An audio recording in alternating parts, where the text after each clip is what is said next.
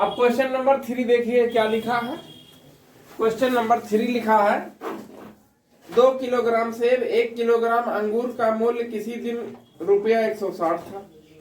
1 महीने बाद 4 किलोग्राम सेब और 2 किलोग्राम अंगूर का मूल्य 300 हो जाता है। इस स्थिति को बीजगणितीय और ज्यामितीय रूपों में व्यक्त कीजिए। मान लो सेब का दाम X रुपया और अंगूर का दाम Y रुपया। पहली शर्त से 2 किलोग्राम सेब का दाम 2X, 1 किलोग्राम अंगूर का दाम Y, 1Y, यानी 2X धन Y इक्वल टू 160 रुपये कुल तो टोटल था। दूसरी शर्त से 4 किलोग्राम सेब 4X प्लस 2 किलोग्राम अंगूर 2Y, 4X धन 2Y इक्वल टू 300। ये दोनों बीजगणितीय रूप में समीकरण तैयार है। इनको बीजगणितीय रूप में हल कर सकते हैं। गुणांक को बराबर करके इसमें 2 से गुणा कर दोगे तो ये 2I हो जाएगा। ये 2 दूना 4X हो जाएगा, 16 दूनी 32, 320 हो जाएगा। फिर घटाने पर कट जाएगा। ग्राफी निरूपण यहाँ देखो, दोनों हम बता देते हैं। इसमें कितने से गुणा करोगे?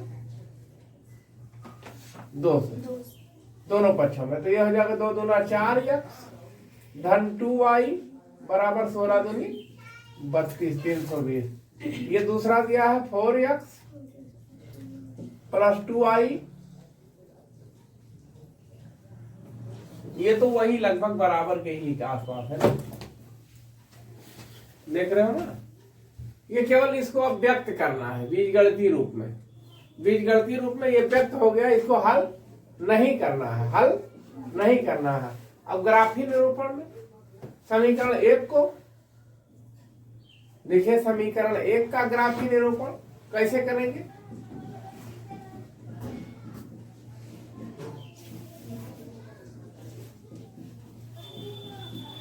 यह ज्यामितीय विधि से पक्षांतर कर लो। y equal to 160 minus 2x, इसको उधर पक्षांतर कर लो, बॉक्स बना लो।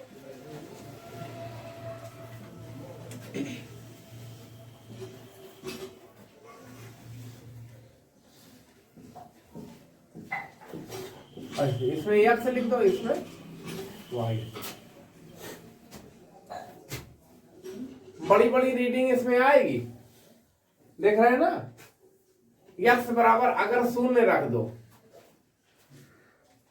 तो y का मान x बराबर 2 रख दो या 1 रख दो, x बराबर 1 रख दो तो y का मान 2 घटा दो,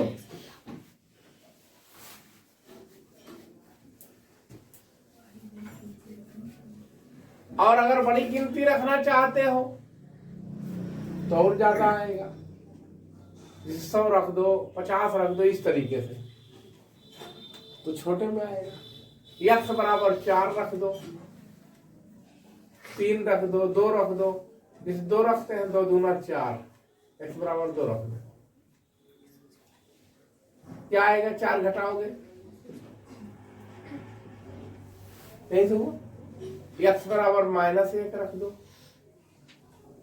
यहाँ -1 प्लस हो जाएगा, तो ये हो जाएगा 162। हल कर सकते हो ना।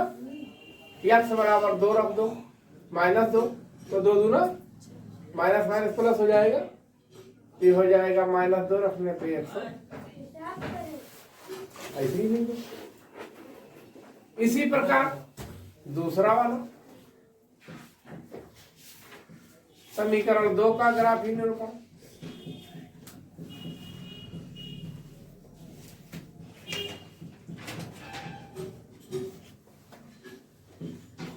चार x धन 2y 300। अगर 2 से भाग दे देते हो 150, y इक्वल टू इस टाइप का हो जाएगा। इसका भी ग्राफी निरूपण।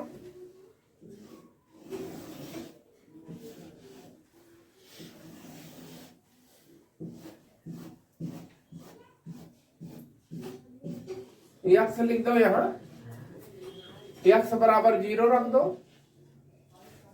तो इसका मान y का मान 150 निकलेगा। यक्स बराबर 1 रख दो, तो 2 घटा दोगे तो 100, y बराबर 2 रख दो, 2 दूना 4, यक्स बराबर 2 रखो, इसी में 4, 150 में 4 निकाल दोगे, यक्स बराबर 1 रख दो, जुड़ जाएगा, कितना हो जाएगा, यक्स बराबर 2 रख दो,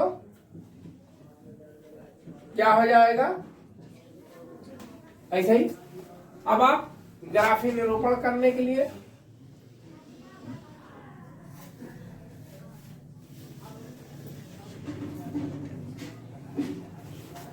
यक्स डैश वाई डैश 0 ऐसे निशान बना लो बराबर दूरी पर।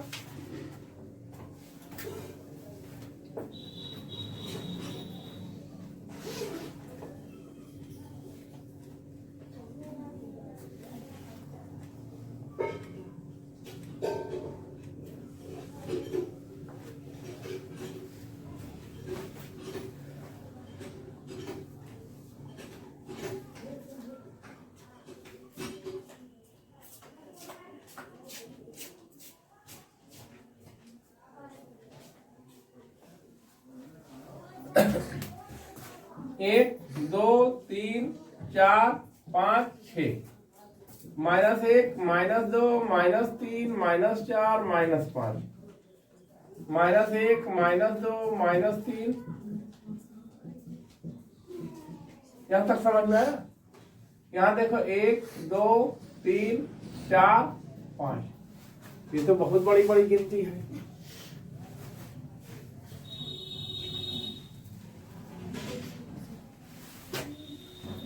माना y अक्ष पर एक खाना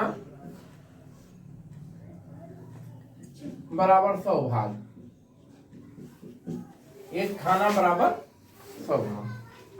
अरे y अक्ष पे माने हो ना, अब x अक्ष पर तो वही है, x अक्ष पर अगर शून्य आप लेते हैं, ठीक, तो y अक्ष पर 160 आया, यानी ये 100 हुआ नहीं हुआ बताओ, एक खाना बराबर 100 हुआ, तो यहाँ पर 150 हो जाएगा, उससे थोड़ा और ऊपर आओगे तो 160 हो जाएगा, ठीक।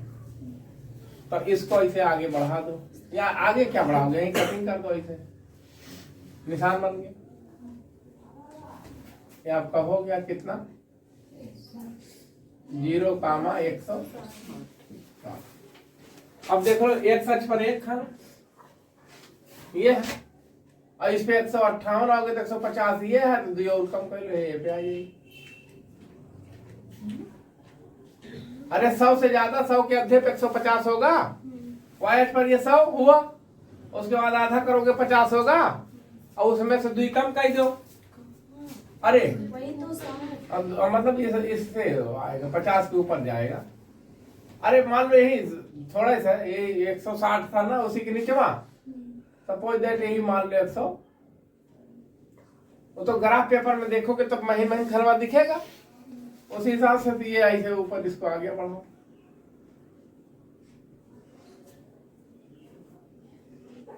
देखो क्या होगा, 1,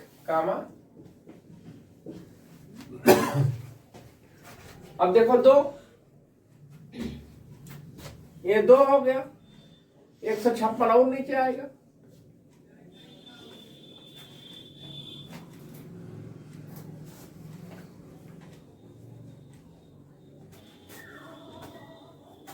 मान लो यहां आ जाएगा। ऐसे दूसरा -1 यहां हुआ, 162 यानी 160 से ऊपर,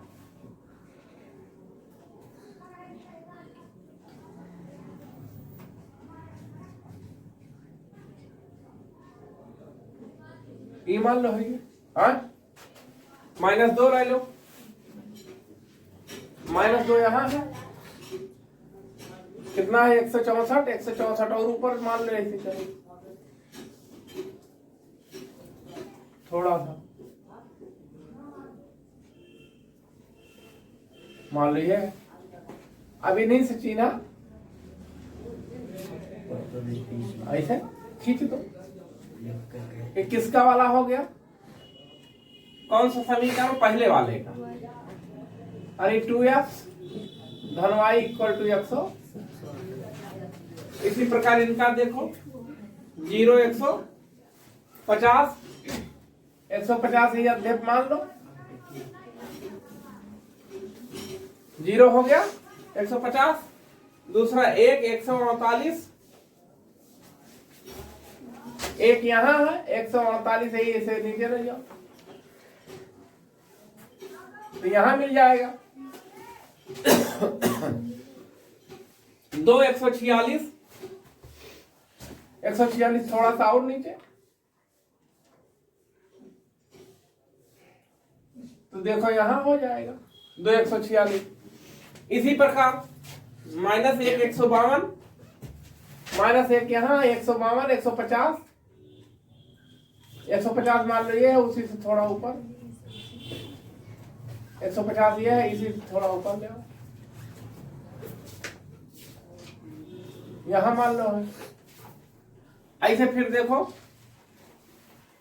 -2 154 -2 ये है 154 थोड़ा सा और ऊपर आ जाएगा ऐसे। अब ये देखो ये रेखा है ऐसे मिला दोगे इसी के समकक्ष होकर के जाएगी। इस रेखा का नाम क्या हो जाएगा,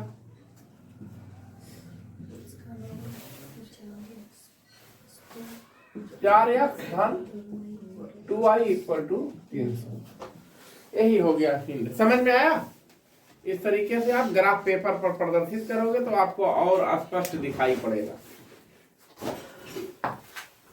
ध्यान दीजिए, दो चर वाले रैखिक समीकरण प्रणाली 3.1 समाप्त हो गया है। अब आगे कुछ आर्टिकल आप देखेंगे। जैसे दो चर वाले रैखिक समीकरण हम लिख रहे हैं a1x plus b1y plus c1 equal to 0। समीकरण number 1 a2x plus b2y plus c2 equal to 0। समीकरण नंबर 2। देखो अचर राशि इसमें क्या क्या मिला, a1 b1 c1 a2 b2 c2। चर राशि x और y। चर की घात 1 है इसीलिए शब्द हो गया रैखिक। अब इन समीकरणों को देख करके तो हम कुछ कह नहीं सकते हल करने लायक है कि नहीं है, या इस समीकरण के अनेक हल निकलेंगे, या इस समीकरण के कोई हल नहीं निकलेंगे, या इस समीकरण में x और y का केवल एक मान निकलेगा। तो इसके लिए एक शर्त है। शर्त यह है कि यदि पहली शर्त है यदि दोनों के गुणांकों की तुलना अचर की a1 upon a2 is not b1 upon b2। अगर इस कंडीशन को ये ग्रहण करे या फॉलो करे तो ग्राफी निरूपण क्या निकलेगा। इसका जो ग्राफी निरूपण है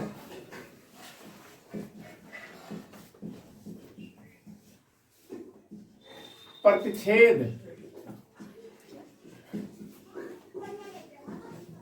करती हुई रेखाएं, प्रतिच्छेद करती हुई दो सरल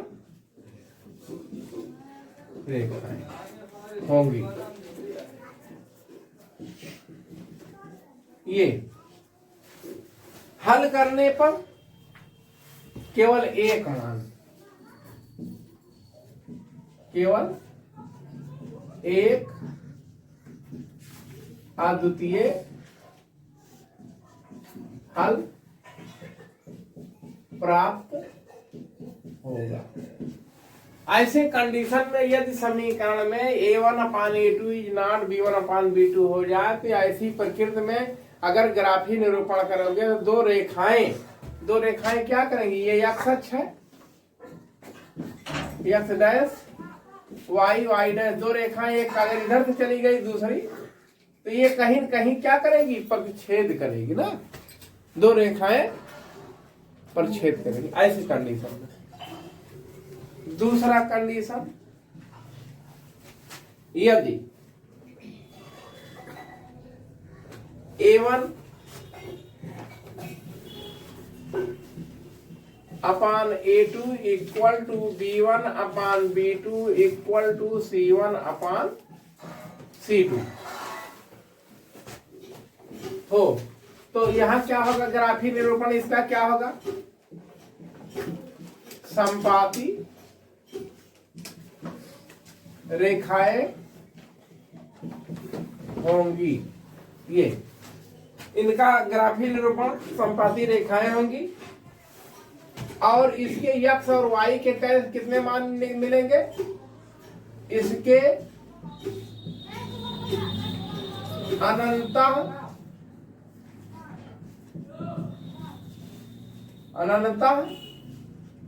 अनेक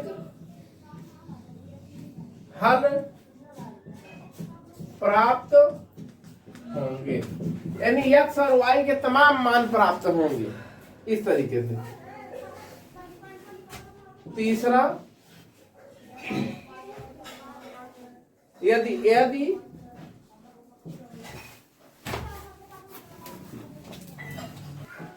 a1 upon a2 equal to b1 upon b2 is not c1 upon c2, ये तब इसमें क्या होंगी, समांतर रेखाएं होंगी, समांतर रेखाएं प्राप्त होंगी। ग्राफी निरूपण में क्या होंगी, समांतर, इसको हल नहीं किया जा सकता, यानी लिखो कोई हल नहीं होगा, कोई हल प्राप्त नहीं होगा। अच्छा, समपाती रेखा जानते हो, ऐसे x अक्ष y अक्ष जब खींचोगे, x डैश y डैश, तो इसमें अगर एक रेखा ऐसे निकल गई तो दूसरी वाली रेखा भी इसी के ऊपर से निकल जाएगी, यानी दोनों के मान एक ही होंगे, समझ रहे हैं ना, इसी के ऊपर से दूसरी वाली भी रेखा निकल जाएगी। और इसमें जब रेखाओं का ग्राफी निरूपण करेंगे तो इसमें जैसे मान लो एक रेखा ऐसे जा रही है तो दूसरी रेखा भी इसी के समांतर निकल जाएगी, यानी दोनों रेखाएं क्या होंगी, समांतर हो जाएंगी। और जब दोनों रेखा समांतर हो जाएंगी तो इनका x और y का मान निकलबे नहीं करेगा, क्योंकि ये दोनों रेखाएं एक दूसरे को कहीं काट नहीं रही हैं, इसीलिए इसको हल नहीं किया जा सकता, इसमें x और y का मान नहीं निकलेगा। अब इसमें संपाती है, x पहले समीकरण का जो मान आएगा x y का वही दूसरे समीकरण का भी रहेगा, इसीलिए इसके अनंत अनेक हल होंगे। इसमें एक दूसरे को परिच्छेद करती हैं तो जहां कटान बिंदु होगा, परिच्छेद बिंदु होगा, वहीं पर x और y का मान निकलेगा। इसका एग्जाम्पल कहिए, तुरंत बता दूं, इसी पे आधारित। देखिए उदाहरण हम दे रहे हैं, एग्जाम्पल इसका, x minus 2y equal to 0, 3x plus 4y minus 20 equal to 0। सबसे पहले इन समीकरणों की तुलना कर लो, x माइनस 2y प्लस मान लो 0 इक्वल टू 0, इसकी तुलना a1x plus b1y plus c1 equal to 0, इससे तुलना करने पर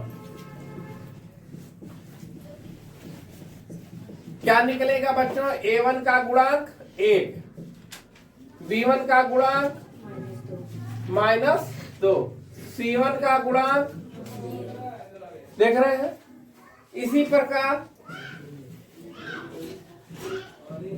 दूसरे समीकरण 3x + 4y - 20 = 0। अच्छा मान लो अगर 20 इधर होता तब भी इसको पक्षांतर कर लेते ना। इस रूप में बनाने के लिए देखो a2x + b2y प्लस देखो घसीटू = 0। इससे तुलना कर लो। तुलना करने पर a2 बराबर, बोलो बच्चों 3, b2 बराबर 4, C2 बराबर -20। अब पहली शर्त क्या है? यदि A1/A2 इज नॉट B1/B2। देखो है A1 का मान 1/3 इज नॉट B1/B2 कितना है? -2/, देखो ये एक दूसरे के बराबर है, नहीं है ना? इसलिए इसमें दोनों रेखाएं एक दूसरे को परछेद करेंगी, जो ग्राफी निरूपण होगा, और x y का मान प्राप्त होगा, है ना? तो लिखेंगे इस समीकरण का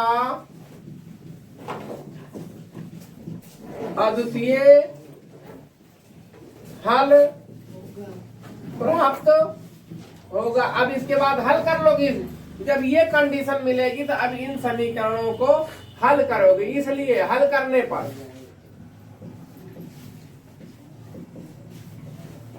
क्या है? x - 2y = 0, 3x + 4y = 20 कर दो इधर। देख रहे हो ना? अब क्या करोगे बच्चों? इस समीकरण में क्या करोगे? 2 से देखो इसमें क्या करोगे?